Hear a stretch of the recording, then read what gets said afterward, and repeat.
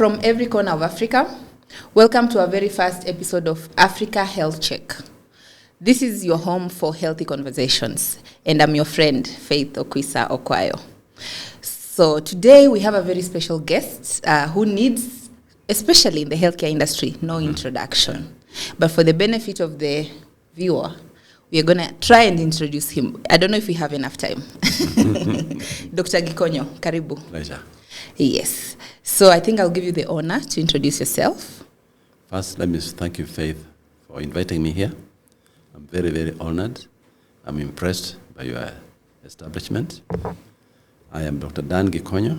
That's the name I go by, although I have a middle name called Kibuka, which I use when I get to Uganda. And Kibuka is actually my father. Wow. But I use it as a middle name. So Dr. Dan Kibuka Gikonyo. People call me DK.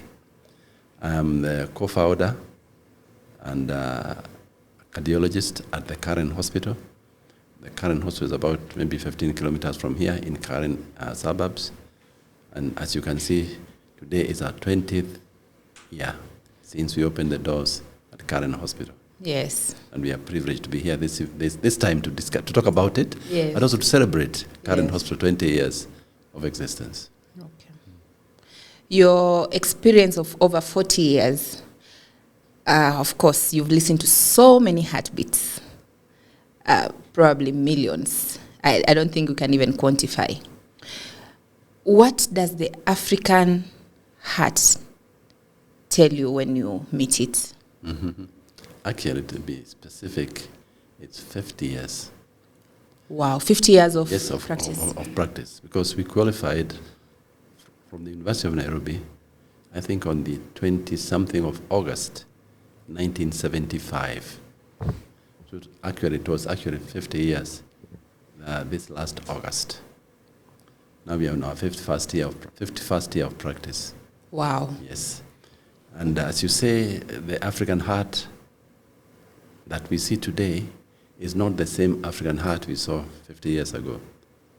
And having lived through those 50 years of change, I can tell you that the African heart has changed for the worse. For the worse? Mm-hmm. So we are talking anatomy here. Because, yes, I know we are talking about matters of the heart here. But just to be specific. Yes.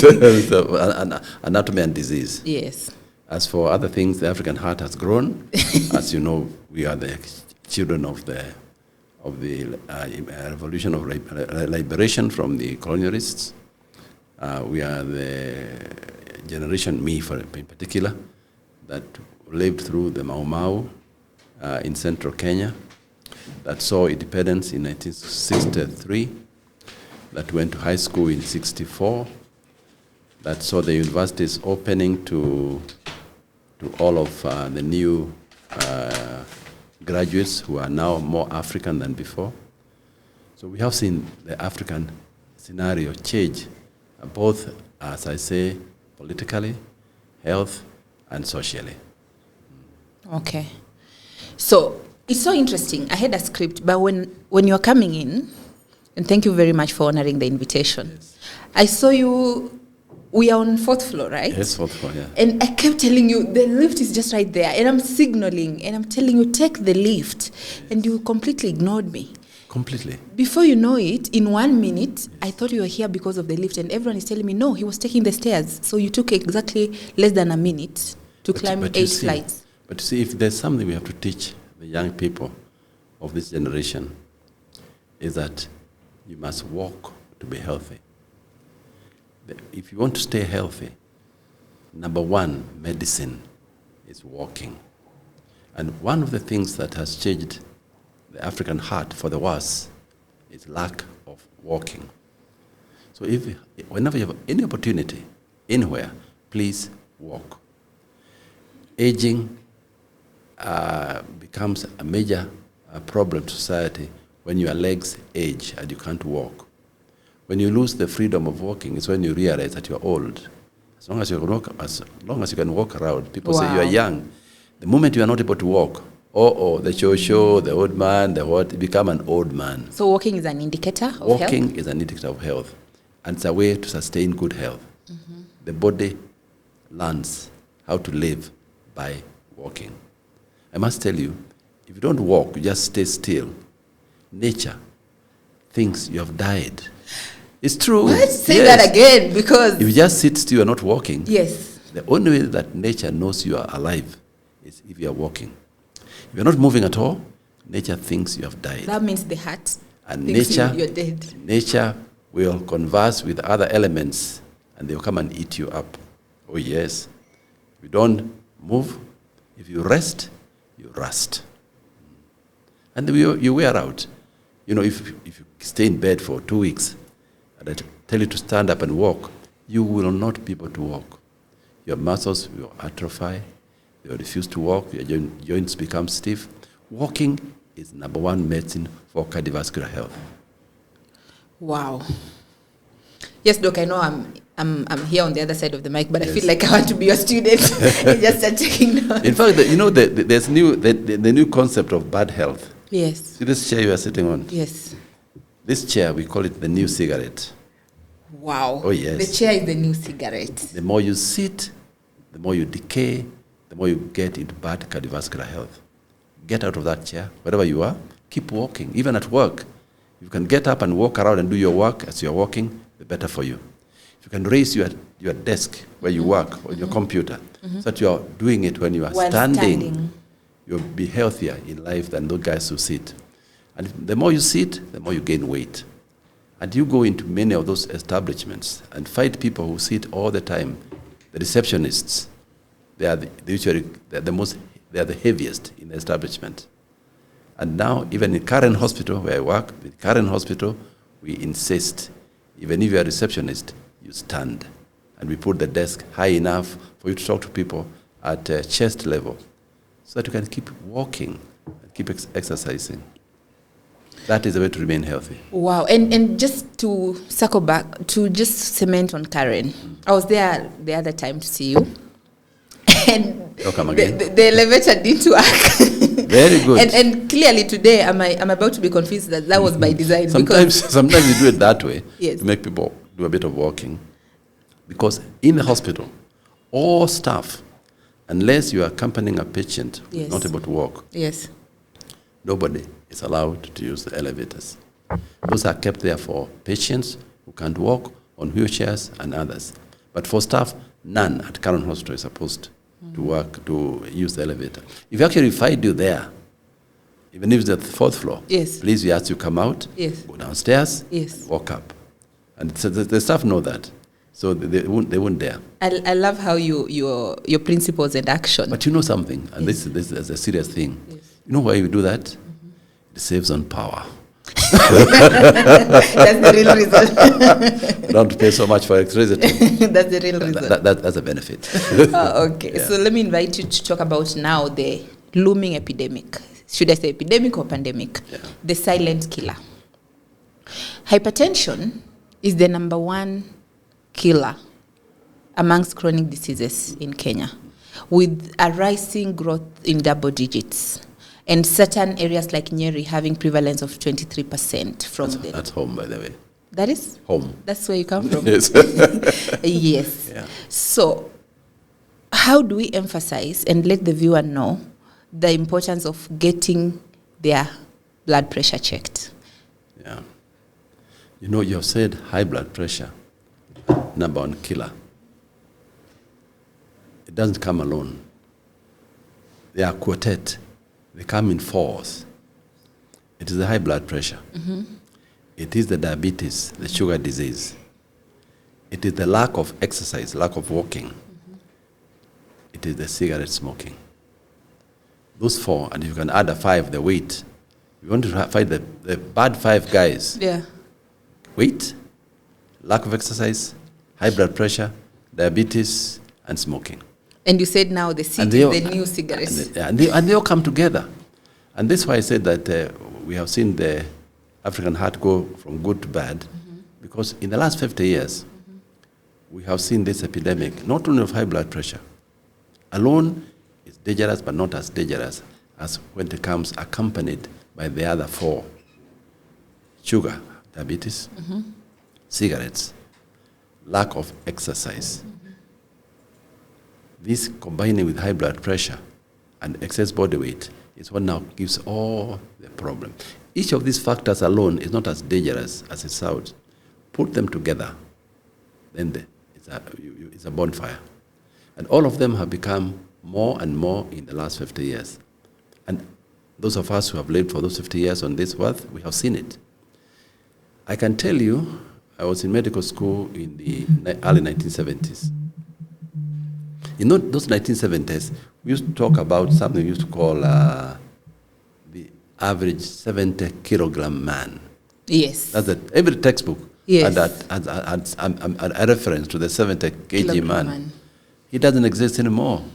Now he's 70 kilogram child. The guys, people now are 85, going to 90. That has changed. 2, I worked at the Kenyatta National Hospital. Mm-hmm. I studied there from 1970. Yes. And I did my postgraduate there up to 1980 for a period of 10 years. If my memory serves me right, I remember seeing 2 or 3 cases of a heart attack in an African at Kenyatta National Hospital for 10 years. That's between 1970 and 1980? 80 years. Only 2 or 3 heart attacks? Unless my memory serves me wrong, yeah. I remember only 3 patients. These days at the current hospital, we are seeing maybe 3 per day. Live around 3 in 10 years. Fatal? Not fatal, but disease of heart attacks. Heart attack can be 1/3 of heart attacks are fatal. Then 2/3 you survive. Okay.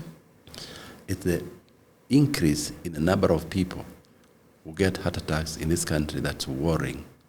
And you can talk about 3 cases in 10 years, in 1970s, and 3 cases per day today, because things have changed. Yes. And they have changed for the worse. 1, we don't walk as much as we used to. Yeah. You know, in the village in the old days, we would just walk across the range, go and see your aunt, your grandmother. Yes. And even at a very old age, because there was no other form of transport. Yeah. There were no borders. Yes. You know, there were no these matatus. Yes. If you want to go to the market, you walked. If you went to the church, you walked.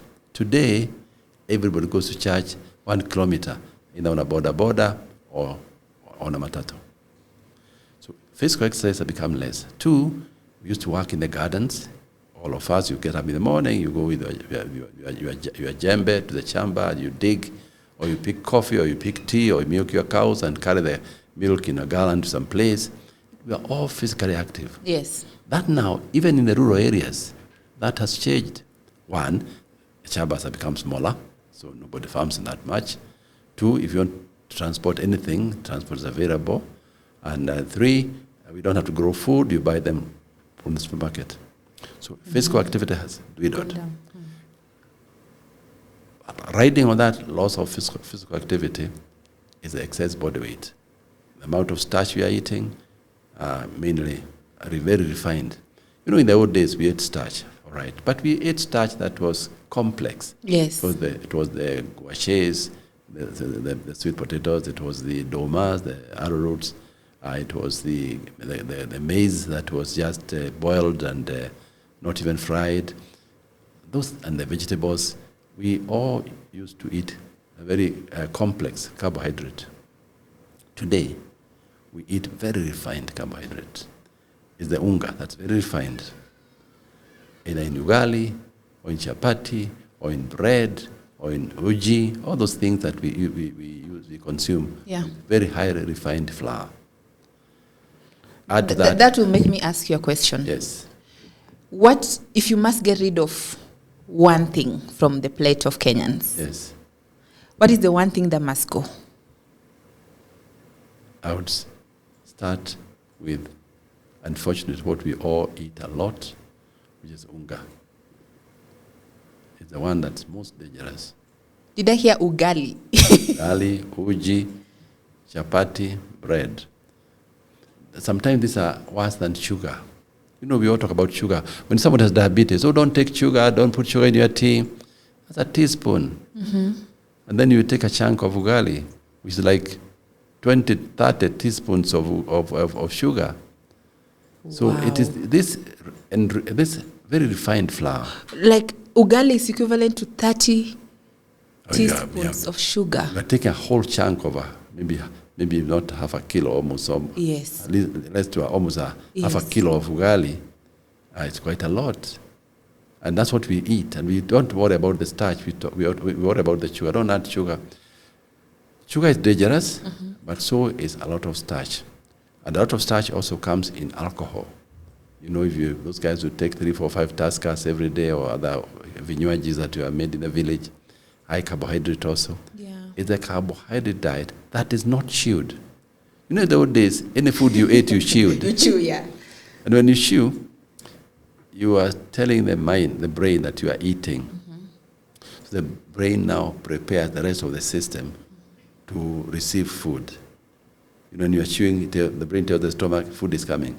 Get the ingredients ready, get the acids prepared, we are coming. Yes.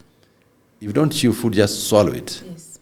And especially if it's highly refined, very easily digestible, it becomes sugar immediately. It goes to the blood. And therefore it's like an avalanche of sugar flooding. So liquid diet is actually worse. It's dangerous. So would you encourage someone to take juice? Oh, no, those are dangerous. Juice is dangerous. The sodas, the juices, those are dangerous. Juice, like let's say the fresh juice Del Monte. Okay, let me not talk about brands, but fresh juice. No. If you want to have some fruit, please eat the fruit. Yes, eat the fruit. Eat an orange, have a pawpaw, have a mango. Because if you imagine, if you want to make a glass of juice, you can't make it from one orange. So by the time you're drinking a glass of juice, remember, there are 3, 4, 5 oranges there. So avoid the juice, but have the fruits. But have food that you chew. The traditional githeri, the vegetables, the carrots, things that you chew, you prepare your stomach to get ready. Yes. Food is coming. And because you chew, Yes. you can't eat a lot because you don't swallow. If the soft things that you just swallow, before the brain knows you have eaten, you have swallowed a lot. And you get out of weight. But if you are chewing, the brain will know, now you have chewed enough, please stop. But there's no other marker of eating that signals the brain if there's no chewing. You're just swallowing, the brain thinks you have not eaten. So if you eat food that you chew, just to repeat your statement, yes, you get full faster. It's natural. Absolutely. The brain tells you have eaten. The brain knows you have eaten. It saw your jaws moving. Wow. Yes. So that's powerful. It's something you must do. Yes. Yeah. That's very powerful. But so if I have to get rid of something, the unga, I can add that now, the juices, yes, the sodas, yes, and then the free sugars. Those are dangerous. Okay. But it's nothing, Faith, it's not just that. It's nothing alone. It's a combination. The terrible 5 I mentioned. Yes. You have to tackle them, all of them together. And the terrible 5 were diabetes? Sugar, diabetes, high blood pressure, cigarette smoking, cigarette smoking, lack of exercise, excess body weight. Yeah. What will we define as excess body weight? Before I even come to the data perspective of how African healthcare is being handled, let's talk about weight. Well, weight... In the African context, because weight has been celebrated. Let me tell Initially, being someone with flesh was celebrated and being skinny was frowned at. Yeah. So this narrative, how do we debunk it and debunk the myth that being skinny makes you look like you are suffering, and being overweight, and also we need to define what overweight is good. How do we flip this switch? Being overweight, by the way, is not a difficult diagnosis. You just can look at people. You can tell, you don't have to measure anybody. You just look at the guy. You can tell the guy who's overweight. For me, obesity. For me as a physician, yes, it's very easy to know if somebody's overweight. I sit in my office like on a chair like this. Yes. The door is there, and I see the patients coming in. Yes. And I just look to see what part of it, the person's body comes in first. Then if your tummy comes in first, like that guy coming in now, that his legs came in first. Yes. But there are people who come in, and before you see the leg, you see the tummy coming in. Yes. So the central obesity is a marker of bad health, not just weight. And I would say this because when you just go by weight alone, sometimes we are unfair on our African women. Because our African women, most of their weight is on the hips. that is not dangerous weight at all. You can be overweight, but if your weight is on the hips, you are safe. Oh, thanks for clarifying that. Yeah, because you have to know where the weight is. There are good areas for weight and bad areas for weight. The bad area is the tummy. Okay. The tummy circumference. Yes. When this becomes bigger, that's the time that we talk about obesity. And that fat in the viscera, the fat that's in the tissues, around the intestines, around the kidneys, around the liver, that has been found, the visceral fat is the one that we really find very dangerous for health. Mm-hmm. The other fats on the thighs, on the other areas, is not as dangerous as the fat in the abdomen and the central obesity. But by and large, again, weight alone is dangerous, but it's much more dangerous when it comes with the other terrible 5. Okay, yeah, that makes a lot of sense. So how often do you think someone should go and check their blood pressure and their weight? Does the scale matter? It does, and it's a question. It's a factor of age. Mm-hmm. The age that we really worry about is when you touch around 40, 35, 40. Mm-hmm. That's the time that disease starts calling upon you. Usually, I keep saying that below 30, mm-hmm. most of the time when you see a young man below 30 getting very sick, yes, sometimes it's because they are running after disease. Yes. A man after 30 getting sick, they're running after disease. Before 30. A man who is before 30 getting sick most of the time is running after disease. Yes. Can you tell me more about that? Because most of these things that we get as disease at a young age are things that you are actually running into. Okay. Either drinking too much alcohol, taking too much cigarettes, eating badly, things like those, living badly. Yes. Below 30, by the time you get those things of major life-threatening diseases, including dangerous driving, you are chasing disease, you are running after disease. After 40, 45, diseases start running after people. You have to keep running away from disease because now you are in the area where disease is going to catch up with you, and you must be more protective. You must go in the preventive mode. Okay. And most of the causes of death these days, we have come from the areas of dying from infections, yes. Malaria, malnutrition, diarrhea, those things.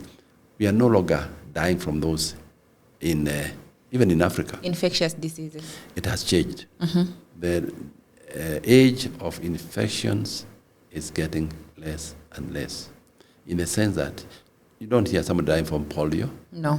Or bilharzia. No. Or those diseases like plague. No. All those things.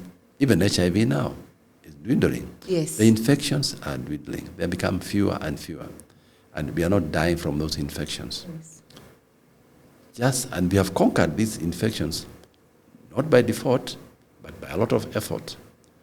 The World Health Organization, through immunizations, our Ministry of Health and other areas, we have in the last 50, 100 years been fighting those infections successfully. The role of immunization, the improvement of social status, yes. living conditions, clean water, clean air, that is what has conquered those diseases that used to die from infections, including malaria, TB, bilharzia, cholera, typhoid, measles. Do you think Africa is prepared to handle the chronic diseases coming? Because they have taken so long to handle the infectious diseases with so much vertical donor support. Absolutely. So how prepared? You're in the health business. You're a hospital founder. And I believe you have seen it firsthand, the level of burden chronic disease has on the African health economics. How are we handling it? First is to acknowledge and accept that it's an epidemic. Mm-hmm. We must accept that. Yes. And once you accept that's an epidemic, then we can plan how to avoid it. Because things that are predictable are preventable. Mm-hmm. Things that you can tell can happen, yes, you can find a way of avoiding them. Even you can avoid death, because some of the things that kill people are predictable and therefore preventable. Yeah. Predictable because we know if you smoke cigarettes, you're going to die. I mean, it's a fact. Now that you know that, that's predictable, you can prevent it. We know that if you eat unhealthy and gain weight and drink a lot of alcohol, it's going to shorten your life. It's predictable, it's preventable. We are now telling you that if you don't exercise, you're going to get to atrophy your muscles, you're going to gain weight, you'll get high blood pressure, you get diabetes. Again, we know, predictable, preventable. So once you accept that this new epidemic of non-communicable diseases is predictable, then you can prevent. And then we put our resources in that direction. So the prevention is in the predictability. Absolutely. And now we know, because, in the old days, if you had high blood pressure in 1930, nobody would treat it. High blood pressure in the 1920s and 1930s was supposed to be essential. We used to call it essential hypertension. The concept and the theories in medicine in the 20s was that high blood pressure is a necessity, that as we grow older, our vessels become stiffer, therefore require high blood pressure. So it was like an aging disease. It's acceptable. It was a healthy thing. It was and people, even doctors, the medical world thought that high blood pressure was a way of adapting to aging. Okay. As your vessels age, your pressure goes up to drive blood through them. Yes. Until now, studies were done, starting from 1940s. The famous one is the Framingham study. Yes. Framingham is a small city in New York. Yes. Where doctors and researchers, which is what we'll be doing, said, let's look at this issue about high blood pressure and other things. Let us go to a village in Framingham. Let us register everybody, their age, their weight, what they eat, what they do, how much they smoke, what's their blood pressure, and etc. And let's follow them up, see what happened to them in life. And the Framingham study is still going on. But, up to now? Oh, yes. But as they continue to study, they saw people had high blood pressure, getting strokes, getting kidney disease, getting heart failure. Then they realized, this disease, high blood pressure, is no longer essential. It's a dangerous thing. It must be treated. And over time, we have now come to numbers. We started with what's the normal one? Initially, we're not quite sure. And as studies go on and we see how people fare in life with this type of level of blood pressure, numbers have continued to change. And now today we say normal blood pressure should be 120 by 80. And I must tell you what that 120 is, because when you say tell people about high blood pressure, they don't seem to understand what it is. It's very simple. Yes, I think let's define what is high blood pressure. The heart is a pump. Yes. All it does is squeeze blood so that it flows around the body. Yes. If you get a small pipe and attach it to the heart, and the heart squeezes, the blood will rise in that little pipe to a certain level. Yes. Say it rises up to 140 millimeters of height. Yes. It goes to 140 millimeters. Yes. The heart will relax, and that column of blood will fall to about 80 millimeters. Then we say your pressure is 140 by 8. We're just saying, how is your heart squeezing? Wow. So that's just a number. Yeah. And that heart squeezes without you telling it. It decides. And it beats the way it was made by the good Lord, or the other way it was given by your mother and your father. Yeah. That's what blood pressure is all about. As you get older, pressure goes up in everybody. But the rate at which it goes up varies from one person to the next. Yeah. So if it just goes up too fast, you cross the line where we say 120, 130, 140 is normal, we say it's abnormal. We have to give you medicines. And the reason we give you medicines is to save your blood vessels. Blood vessels are just pipes in the body that take blood from one area to the next. Yeah. Just like the garden hose in your garden. Yes. If you open that tap and water comes out at very high pressure, that garden hose will crack and tear somewhere and start leaking at a corner. Yeah. It's the same with our blood vessels. Yes. The pressure goes very, very high. The vessels will crack. They start leaking. If it leaks in the brain, you get a stroke.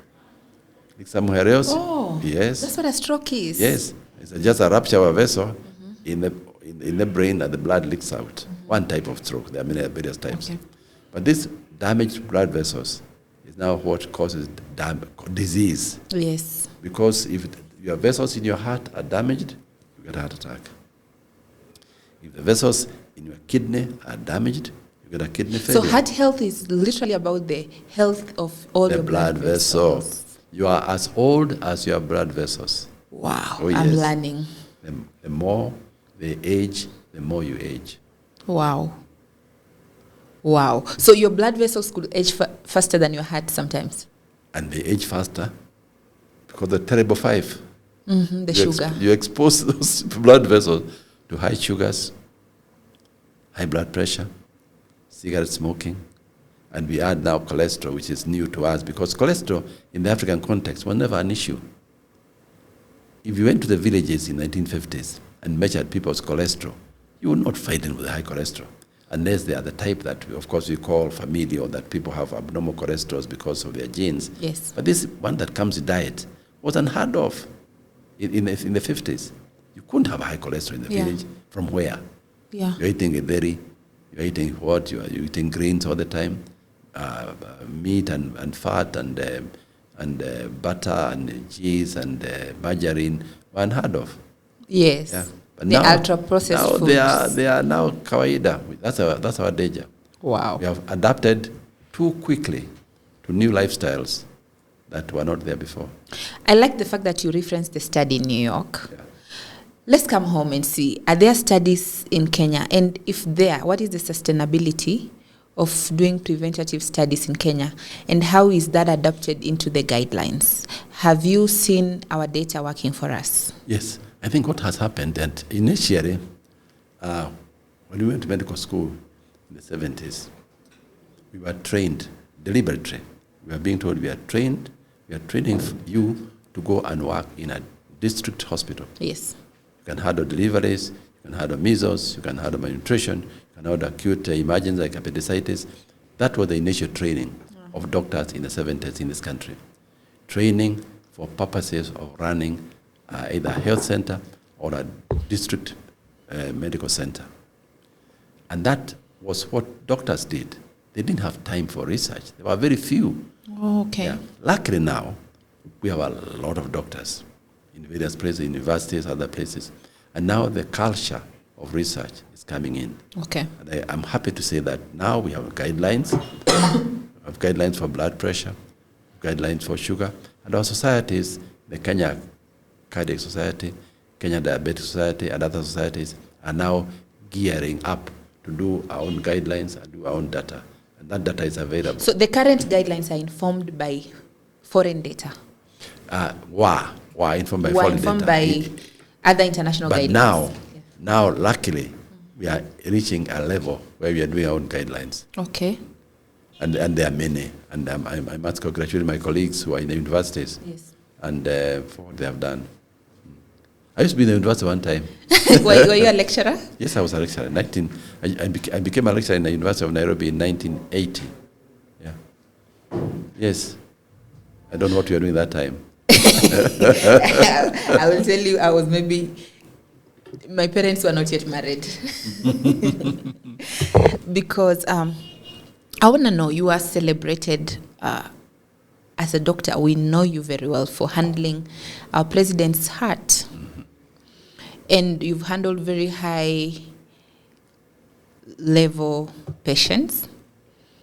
What do you think the disparity is between private and public access to cardiovascular service? You know, when I was a medical student, I thought that doing private practice was something to be looked down upon. Really? Private practice? Yes, practice. In those days, those were for people who didn't have much else to offer. We at our time, we grew up believing that we shall either become teachers or influencers of public health, not private practice, not money making. Yes.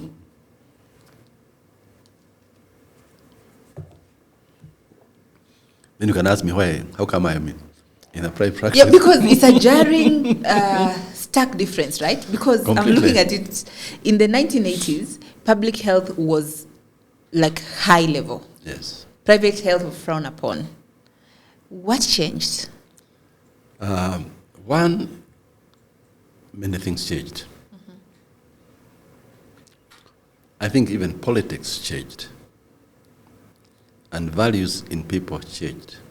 As for me, I'm in private practice by default, Okay. not by design.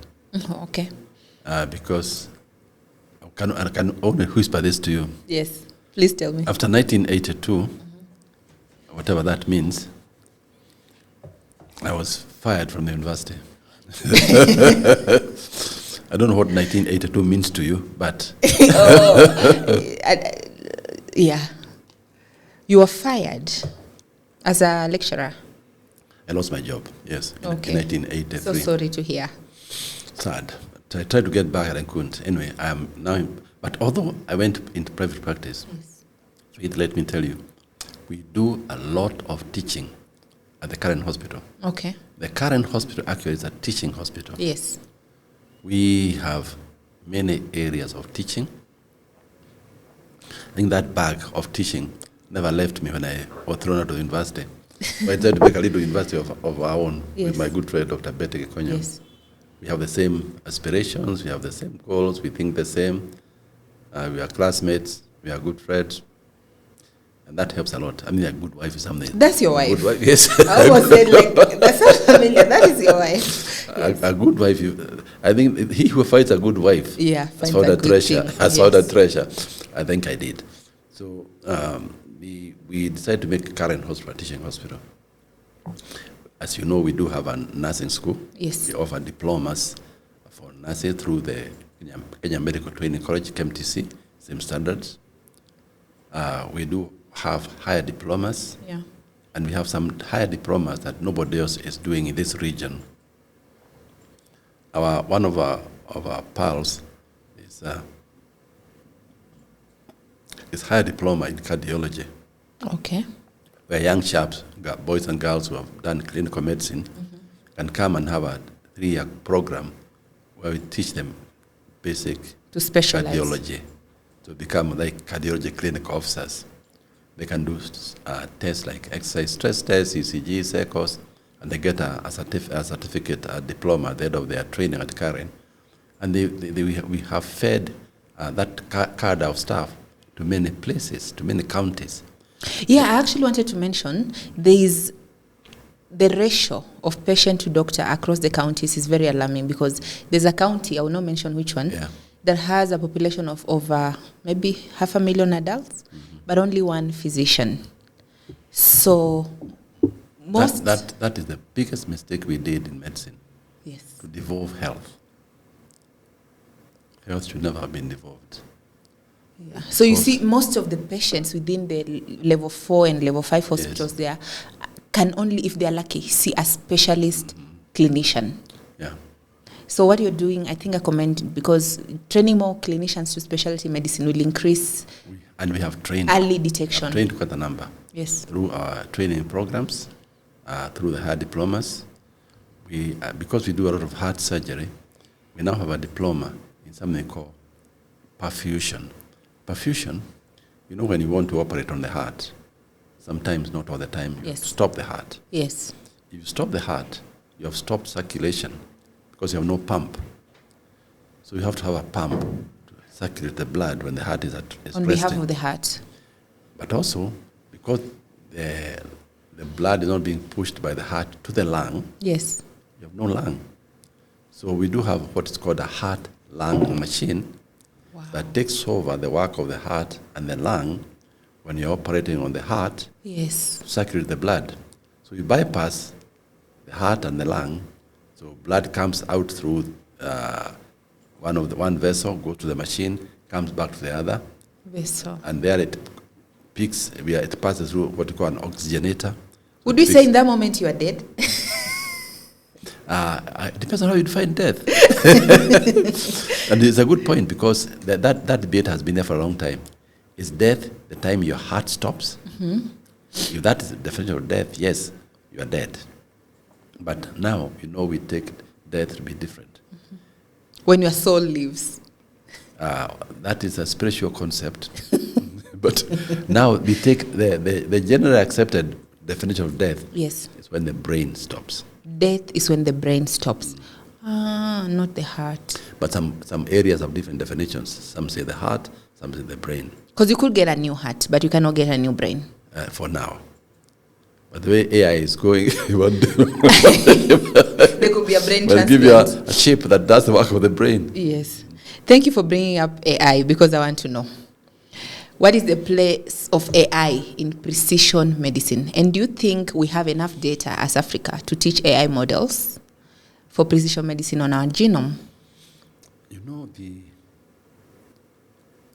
Do you use AI at current hospital? Yes, we do. Okay. In this aspect. But AI is again a spectrum. Yes. But let me go a little bit back on that issue about brain death, because if I come to AI. Yes. Because these days, most definitions by brain death that now allows us to harvest organs. Mm-hmm. Therefore, you can harvest a normal heart that's still beating, mm-hmm. because by definition, the brain has died, and therefore the person has died. So if you accept brain death, then you open the scope of organ harvesting. Okay. And that's how people get hearts. Okay. We take hearts from some guys who drives on a motorbike at a high speed and gets knocked, and the head is knocked, the head is gone. Where we go there and harvest the heart. We don't do that in this country yet. Yet, because there's no consent? The laws are being processed now to allow us to do that. What will enable us to be able to do heart transplant locally? Is it a patient registry and people signing up? Yeah, people signing up that you can take my heart. Yes. And also the law to allow organ harvesting. That means you can allow you can come and harvest your organ legally. So the law must be legislated in Parliament? Absolutely. I think that process is ongoing. But more important, again, people's awareness that people can give consent. Mm-hmm. That if I go, don't waste my organs, please use them for somebody else. That means I can, even if I die, I can leave my heart behind living in you. This is Africa Health Check, and Dr. Gikonyo is telling us very interesting facts here. Just on the organ harvesting, I really want to dwell on it for a minute, because I think I'm learning a lot of new things. And I know the viewers also want to learn. Right now, if I needed a heart in Kenya, I'm not able to get locally? No, you can't. Wow. I'm not able to get a new heart? No. Okay. Because we have laws regulating kidney transplants, but we are not. We should be getting a law that allows for all organ transplants, so that you can harvest your cornea, your eye, your other organs for donation. And that, even in many countries. But if the law was in place, are we ready for that level of transplant? Absolutely. You are an interventional cardiologist, right? Mm-hmm. Could you perform that kind of surgery? That type of surgery is done by cardiovascular surgeons. Okay. Interventional cardiologists work on blood vessels and veins. We don't do open heart surgery. We don't do heart transplant. But heart transplant, there are two areas of heart transplant that one has to overcome. One is to get a donor. Okay. Donor must match. Donor must match. Yes, not just what is the factors that match? Is it the blood type?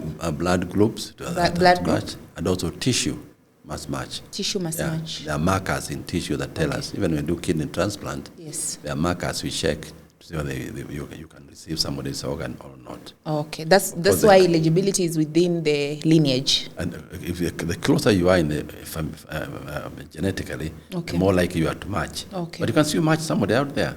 Wow. Even if you're not necessarily family. That could be a distant relative. In the kidneys, there are non-related donors. Yes, so technically, doing a heart transplant is not a big thing, technically. Okay.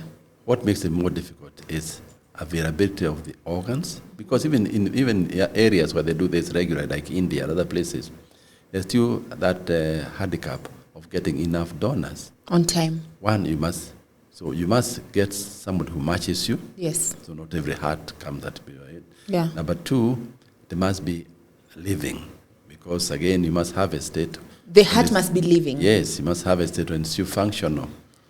Three, you must find out transporting it from that site to the place where it's required in time. And how many hours can you transport a heart without it dying when it's still alive? If well preserved, you have 3-4 hours. If you well preserved, yes. Well preserved in temperature, in nutritionists and the rest. Meaning it's impossible to get a heart from India to here, yes. Yes. It's too far. Wow. Yeah. Today. But in the future, with the new ways of preserving tissues, you never know. I've learned quite a bit. But let's not get lost. Yes. Before we come to AI, we are talking about. Let's not get lost to the issues of organ transplant. That is not our problem. Not yet. Our problem is prevention of heart disease. Our problem is treating correctly high blood pressure and diabetes, but much more the prevention side. Our problem is stopping cigarette smoking. Our problem is getting regular medical checkups.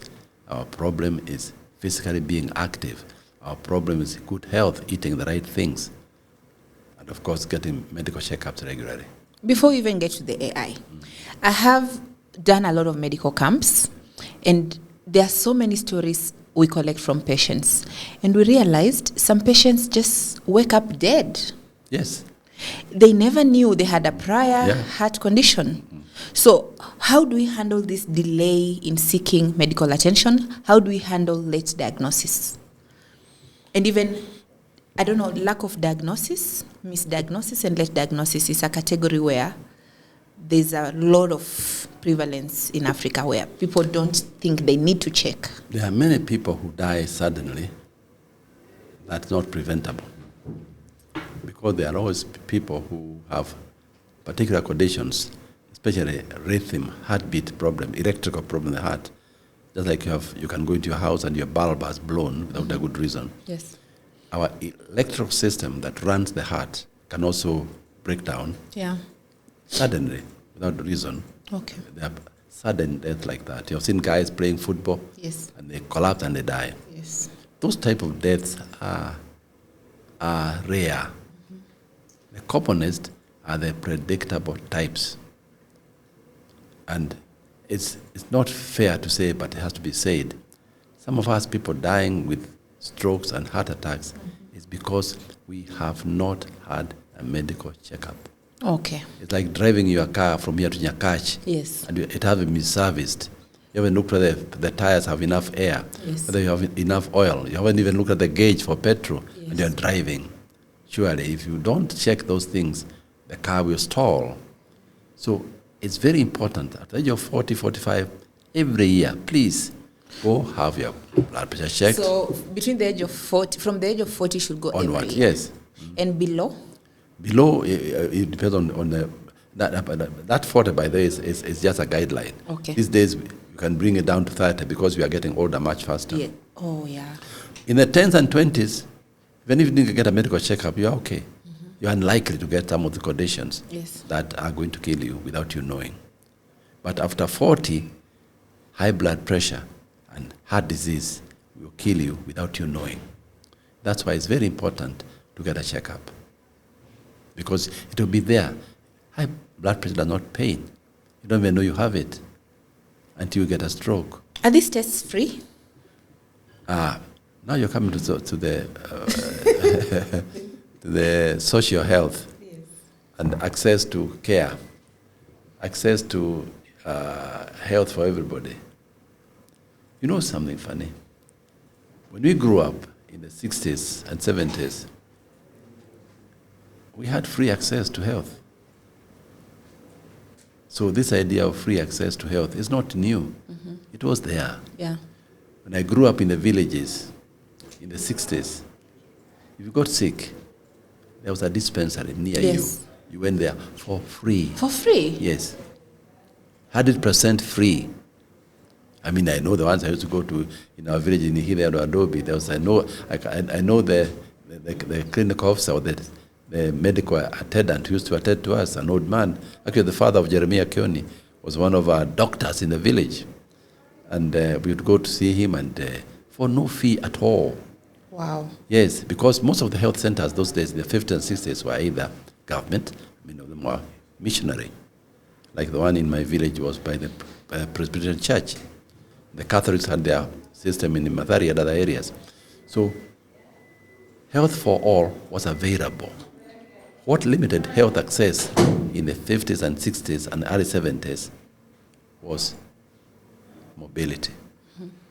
Maybe there was no bridge across the river. Yes. Maybe there was no road. Maybe you didn't have a car. But as long as you accessed a health center in the 60s and 70s, you got treated for free. If the attendant at the health center, at the dispensary, found that he couldn't cope, he would give a small note and you go to the health center. That's how the Ministry of Health was set up. Okay. You'd go to the health center. The health center was manned by a clinical officer or a nurse. And if you went there and the clinical officer could not handle you in a health center, he referred you with a small note to the district hospital. Yes. And you went there again for free. And the referral system was working? As long as you had transport, sometimes they could take back if they had a car ambulance or anything, but as long as you had transport, you could get there. As long as there's a road, it was not raining. Yeah. What was limiting access to free health was distance and transport, not availability. Yes. If you went to a district hospital and the doctors there who are medical officers found that they couldn't cope, they then referred you to a specialist in a provincial hospital. And you went there again for free. And you could get admitted for a month, for 2 months, for 3 months, and get up and walk home. If the provincial hospital in Nyeri or Kisumu or Mombasa couldn't handle, they then took you to Kenyatta National Hospital, to the pinnacle of healthcare. Yeah. There they had the top specialists. And you could come and even have heart surgery. And known to you, we used to do heart surgery at Kenyatta National Hospital in 1974-75. I remember Professor Knight, Professor Othiambo, all those guys who were there. We were doing open heart surgery in the 70s in Kenyatta National Hospital for free. That's the part I was waiting for. Yes, for because free. I was like, maybe we should go to that model and refer what was working. It used to work. So there's nothing we are discovering saying about the social health. It's not new. It was there before it got lost. We just have to trace our steps back and go where it used to be. Yeah. Without much difficult things of other things. It was there. And it can come back because there was that referral system. And when I was in Kenyatta National Hospital in the 70s, we used to get referrals from the Nairobi Hospital. Aga Khan, they used to send patients to us. Yes. Because that's where the specialists were. Yes. Things have turned the other way around, Yes. unfortunately. Oh, now. that's why you said public was better then. Because we have commercialized health too much and left some of our people without access to social health. But it's doable. Yeah. To be done. Okay, so finally, as I think with you, Doc, I need like 3 hours because you have so much wisdom and so much knowledge that we just need to keep tapping into. However, to come to an end, because we are 1 hour slots, let's talk about AI and Karen Hospital and how you optimize data as we close. Artificial intelligence is here with us to stay, not only in health, but in other areas. And it's going to help a lot because it makes work easier. Let me give you an example of artificial intelligence. It's like having a calculator in the 70s. Yes. You know, when the calculator came and you could put 9.5, 0.6 times 3 plus 4, triple, cube, and you get an answer. That was artificial intelligence. Because the machine is counting for you quicker than you can count manually. So artificial intelligence will help in many ways. And you develop, you improve one area, it leads to improvement in another. And every day, without thinking, we are using artificial intelligence in many ways. All that, the reason we are talking about is becoming much, much more advanced to a level that is doing things that we're not doing before. At the current hospital, we have very particular about data. We collect data, and we use artificial intelligence to keep that data, to mine it, to analyze it, both in administration, in accounts, in healthcare, and all these other areas. And I can see the future becoming more and more advanced in this data analysis through AI, which is actually just, AI is nothing more than data analysis. You feed in some data, the computations in the AI machine computes all that data and gives you an answer much quicker than sometimes you can think. And it's not as complex as that. It's not something out of this world. It's just that you are feeding in information, and that information can be analyzed by other parameters for decision making much quicker. And it's going to help. Wow. It was such a pleasure meeting you. And I think we need a second interview because I've learned so much about the heart. And as we finalize the final statement from you, what makes your heart beat? What makes my heart beat is to see that there's a future for the African child. When we grew up in the villages in the 50s, we never thought that there was a space for African child. I remember as a young boy below 10, there was an old man who was a workman in our village who had just come from detention. I still remember the old man called Gatundu. He was not old, maybe he was in his 40s, but he looked old because he didn't have enough clothes. He came with a blanket and was very strong, and he had just come from detention. He had just been released. And we used to sit with him in the evenings, and he would tell us about freedom, a day that you'd have freedom from the white man. We don't have to be governed by the governor and the DO, who is a white man. And I always asked him, Mr. Katundu, if the white man goes, if the Muzungu goes, who will fly the airplanes? Who will teach the universities? I never believed there would come a time that us Africans would be able to do those things. As a child, I always thought that the white man was more superior. Yes. What makes my heart keep on working and gives me joy is to realize that that which I believed in was not so. I've traveled in the world, I've worked in America, I've worked with white people, brown people, all types of people. And I've seen areas where I am actually better than them. And I believe our African child is better, maybe not better than anybody else, but as good as anybody else in the world. And that's what I like to tell young people, that please, you are not inferior. You are as good as anybody else, and you can do as much as anybody else can do. That's why I'm happy, Faith, when I come here. Yes. I see you with all the young people here, yes, doing things that we thought can be only done in New York. Yes. Other places. My God, you are doing very well. Good example to the world. Okay. Africa is rising. Yes, the African child will get far. Yes. And even in medicine, we are doing heart surgery in the same way, with the same skills that they do in New York. Yes. And we are doing it here in Karen Hospital in Africa. Yes. By Africans. We will get there and go beyond. And thank you for leading that conversation. Thank you for leading the way for us so that we can know what's possible. And that is it for Africa Health Check for today. Thank you. Bye-bye.